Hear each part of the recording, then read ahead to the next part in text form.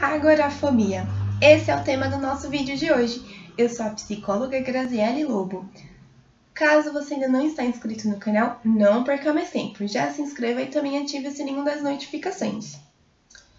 Agorafobia. Só lembrando que a agorafobia é um dos tipos de fobia e que as fobias estão dentro do quadro de transtornos de ansiedade. Caso você não saiba ou gostaria de saber um pouco mais sobre fobia ou transtornos de ansiedade, vou deixar na descrição do vídeo o link onde eu falo a respeito.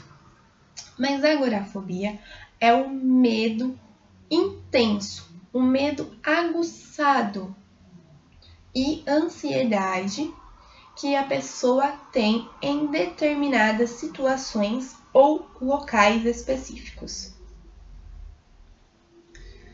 Como assim? Por exemplo, situação. Que tipo de situação que pode ser que a pessoa, tenha agorafobia? Fila, seja fila de banco, fila para pegar um transporte público, fila de supermercado, algum tipo de fila. Outra situação, fazer uso de transporte público, seja ônibus, trem, metrô. Outra situação é, por exemplo, a pessoa estar sozinha num ambiente no qual não é sua casa, onde ela não conhece ninguém. Então, a pessoa está num local que para ela é desconhecido, é algo novo, num local onde ela não conhece ninguém, não tem ninguém que ela confie. E ela se sente sozinha. Nesse sentido, ela também pode estar desenvolvendo em situações parecidas a agorafobia.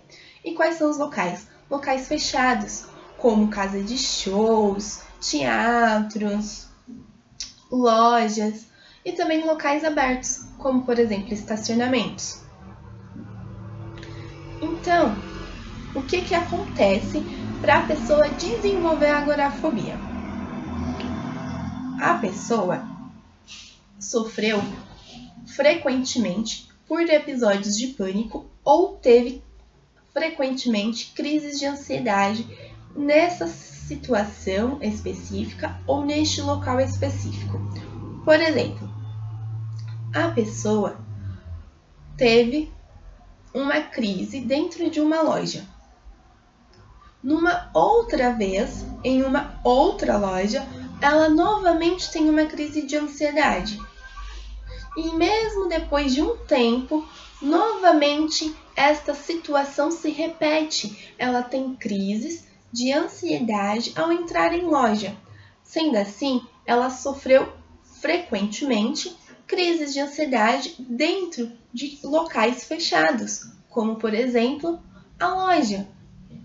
Sendo assim, ela pode desenvolver agorafobia de locais fechados, porque ela vai se sentir com medo, ela vai ter medo de que aquela situação ocorra de novo. Sendo assim, a agorafobia nada mais é do que o medo e a ansiedade que a pessoa tem de que ocorra novamente algo que já ocorreu no passado. Medo de que ela sofra alguma crise de ansiedade no qual saia de seu controle e no qual ela não consiga ajuda de ninguém. Ela tem medo de passar por constrangimento, se sentir com vergonha, A pessoa não quer chamar a atenção. Ela se sente muito desconfortável e isso faz muito mal para ela. Ela não se sente à vontade em determinados locais e situações. Ou também, ao invés de ter tido crises de ansiedade, ela pode ter tido episódios de pânico. Usando ainda o exemplo da loja, ela pode ter tido um episódio de pânico dentro de uma loja. Na semana seguinte, ela pode ter uma outra crise de pânico, só que dessa vez dentro de um transporte público. Ou seja, com frequência regularmente ela teve episódios de pânico e foram em determinadas situações, em determinados locais. Sendo assim, ela pode desenvolver agorafobia. De acordo com os estudos, de 30 a 50% da população que sofre de agorafobia já sofreu de transtorno do pânico antes da agorafobia ou depois. Ou seja, a pessoa teve frequentemente episódios de pânico e isso levou ela a ter a agorafobia. Ou a pessoa primeiro desenvolveu a agorafobia e depois ela acabou desenvolvendo o transtorno do pânico. Caso você também não saiba o que seja síndrome do pânico, também vou deixar aí na descrição deste vídeo o link aqui embaixo para você estar tendo acesso a este conteúdo. Então, a agorafobia nada mais é, voltando, o quê? O medo que essa pessoa tem de passar por situações que a deixa envergonhada, constrangida. Ela tem medo de que ocorra novamente estas crises, seja de ansiedade ou de pânico, e ela não vai ter ninguém para ajudar. Sendo assim, a pessoa evita, então, situações, como por exemplo, já que tenho medo de andar de transporte público, eu não vou pegar transporte público, vou chamar por algum aplicativo. Agora, já que se faz necessário o uso de transporte público, muitas vezes, então a pessoa ela exige algum acompanhante. Por exemplo, eu preciso pegar um ônibus. Tudo bem, eu vou pegar, mas desde que tenha alguém me acompanhando, seja um familiar ou um amigo. E tem situações que a pessoa de fato precisa encarar aquela situação ou aquele local que ela tem medo, mas não tem ninguém para acompanhar ela. Por exemplo, as pessoas que precisam fazer uso de transporte público para poder ir para o trabalho. É o uso frequente de transporte público. Não dá para sempre ter algum acompanhante. Então ela precisa do transporte. Só que ela tem agorafobia e ela tem medo de fazer uso do transporte público. Sendo assim, ela vai fazer uso do transporte público para poder se locomover, chegar e voltar do trabalho. Porém, essa crise vai percorrer com ela.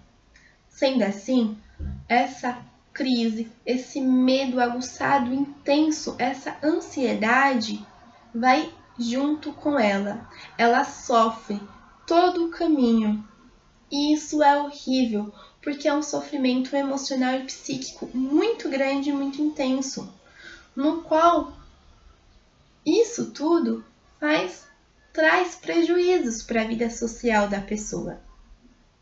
Por isso que é muito importante que quem sofre de agorafobia realmente fazer um tratamento, porque a agorafobia traz prejuízos para a vida social e não dá para a pessoa ficar todo dia, por exemplo, pegando transporte público, sendo que ela passa todos os dias, tem estas crises. Não é saudável. Então, se faz necessário um acompanhamento, se faz necessário procurar por ajuda de profissionais da área da saúde mental.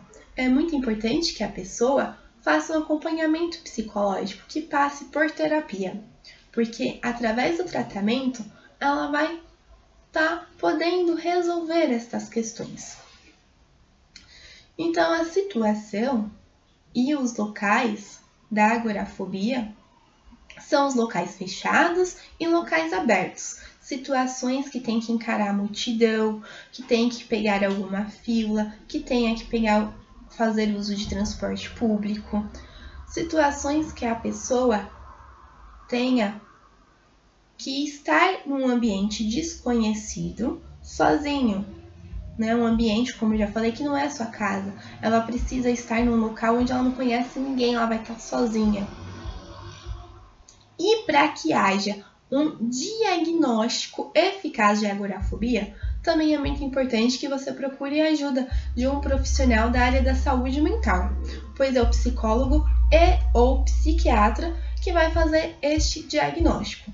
Mas para ter este diagnóstico de agorafobia, a pessoa precisa passar, precisa ter sofrido destas crises de pânico ou de ansiedade no mínimo 6 meses e pelo menos de 2, ou em 2 locais, ou 2 situações, ou de um local e de uma situação, tá?